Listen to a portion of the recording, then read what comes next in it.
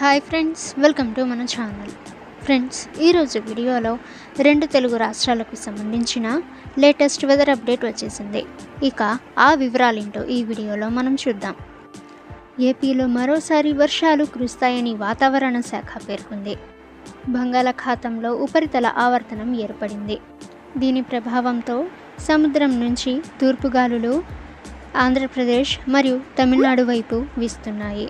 దీని ప్రభావంతో దక్షిణ కోస్తా అలాగే రాయలసీమలోని కొన్ని ప్రాంతాల్లో అక్కడక్కడ వర్షాలు కురుస్తున్నాయి. వచ్చే 24 గంటల్లో ఈ వర్షాలు కోస్తాంధ్ర అలాగే రాయలసీమ, ముఖ్యంగా దక్షిణ కోస్తాంధ్ర రాయలసీమలోని కొన్ని ప్రాంతాల్లో చెదురుముదురు వర్షాలు అయితే కురుస్తాయని వాతావరణ శాఖ అంచనా వేస్తుంది. ఇక ఉత్తర కోస్తాలో మాత్రం వాతావరణం పొడిగా ఉంటుందని పేర్కొంది.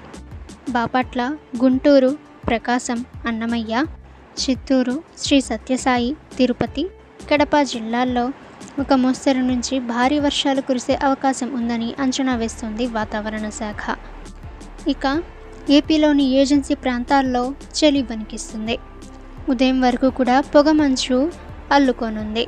ఇక తుఫాను ప్రభావంతో ఈ చలి విపరీతంగా పెరిగిందని వాతావరణ శాఖ వెల్లడించింది.